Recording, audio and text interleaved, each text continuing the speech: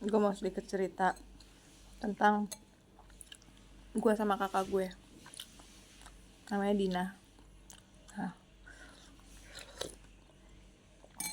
kita ini berdua punya apa ya, warisan lah ya, punya warisan itu dari leluhur gue. Dina itu kalau misalnya lu pernah dengar gak sih kayak orang tuh keluar dari raganya, arwahnya dia tuh keluar dari raganya untuk menuju tempat sesuatu yang dia lagi doain itu. Pernah dengar kayak gitu nggak? Nah, kakak gue tuh si Dina bisa kayak gitu. Jadi dia pernah posisinya tuh,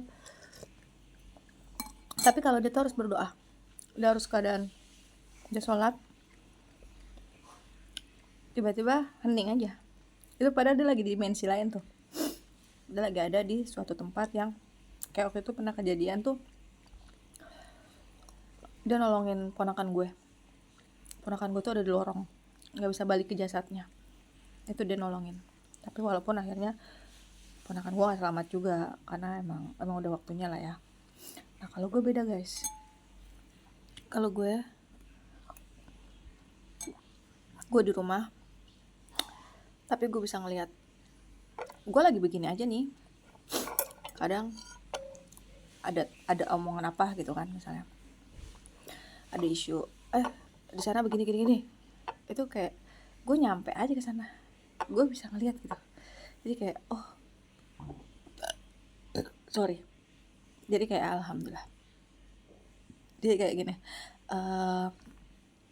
tiba-tiba gue ada di suatu tempat itu, gue ngelihat semuanya, gue ngelihat kejadiannya, gue ngelihat detailnya kayak gitu. Nah itu pernah gue alamin waktu pas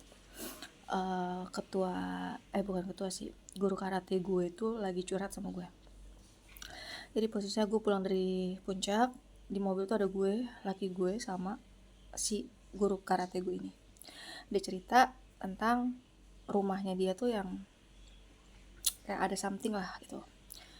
Dia cerita, tapi sepanjang dia cerita gue nyampe ke rumahnya, dan sebenarnya gue tuh nggak tahu rumahnya itu, detail rumahnya tuh kayak apa gue nggak tahu, karena setiap kali gue kesana ya gue di ruang tamu gitu kan.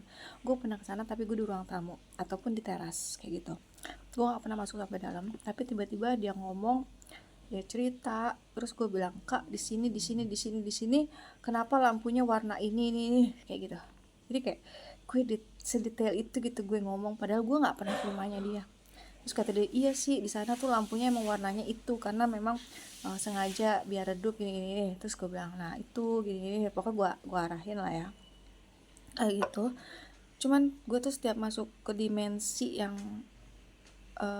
banyak makhluk astralnya, gue tuh terasa berat, pusing. Nah pada saat itu tuh tiba-tiba gue terasa berat banget, sampai akhirnya gue tuh nggak, kayak pusing gitu kan, gue nggak kuat. Padahal lagi ngobrol di mobil tuh, lagi ngobrol kita bertiga, gue, laki gue sama si senpai gue itu lagi ngobrol. Terus tiba-tiba gue langsung bilang gini sama laki gue, ya kepala aku pusing, gue bilang gitu kan, aku nggak kuat, gue bilang gitu kan, kepala aku udah berat, gue bilang itu. Terus kata laki gue, dia langsung megang kaki pundak dengkul gue itu, karena kan gue duduk di sebelahnya ya. Dia langsung bilang ini, udah yang stop, keluar dari sana. Dia langsung ngomong itu, stop yang, balik, keluar dari sana.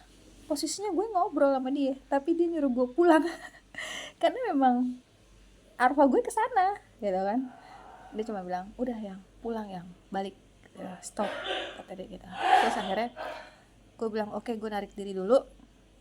Gue bilang tuh posisinya ada guru karate gue tuh di belakang gue. Terus gue bilang, oke ya, aku narik diri aku dulu sebentar. Sampai gue bilang gini sama senpai gue, kak please stop dulu ya, gue bilang, jangan cerita dulu, gue mau balik, gue bilang gitu. Akhirnya gue diem, gue balik diri gue tarik diri gue dari sana. Terus udah, abis itu sakit pusingnya gue tuh, beratnya gue tuh hilang aja gitu. Terus dari situ ya gue kasih arahan, rumahnya dia tuh begini gini gini gini gini gitu, rumahnya tuh ada gini gini gini kayak gitu deh. Terus sampai malam tuh dia masih konsul kan sama gue, dia masih konsul sampai akhirnya gue kasih tahu di sini ada ini kak, ada ini, itu yang bikin kakak begini gini nih. Terus akhirnya ya udah, gue karena agak kasihan juga ya, karena dia tuh udah beberapa minggu itu tidurnya nggak nyenyak karena ada gangguan itu. Akhirnya ya gue menugaskan salah satu penjaga gue buat kesana menjaga dia sih sebenarnya.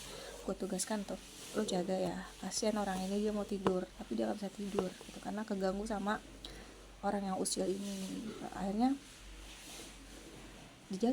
dijaga terus nggak lama besok paginya dia bilang sama gue, Sar gitu, iya kak kenapa, gue bilang gitu, kok aku semalam berasanya tidur aku nyenyak, tenang, hawanya beda ya, katakan gitu. Kenapa ya Sar?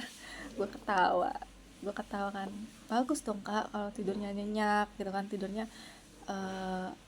tenang gitu kan, hawanya enak. Terus kata dia, iya aneh, kata dia, biasanya nggak pernah kayak gini, udah berapa bulan kan nggak kayak gitu. Akhirnya gue bilang, maaf ya kak, semalam aku kirim sesuatu ke sana, gue bilang gitu kan, aku kirim penjaga aku untuk jaga kakak, gue bilang gitu. Terus kata dia, terus gimana Sar, dia udah pulang apa belum? Dia tuh yang ketakutan gitu guys. Terus gue bilang, udah kak tenang aja, gue bilang gitu, tenang aja kak, dia udah balik kok, gue bilang gitu, tanpa aku suruh dia tuh nggak akan tetap di sana. Jadi tuh si guru karate gue tuh ngerinya dia tuh netap gitu kan, dia tuh netap di sana. Terus gue bilang, udah kak tenang aja, gue bilang itu kan, dia nggak akan netap di sana. Kalau aku bilang pulang dia akan pulang, gue bilang itu. Kalau aku bilang pulang balik dia akan balik, gue bilang. Sejauh ini sih dia nurut sama aku, gue bilang gitu kan. Ya aman kak, aman gue bilang.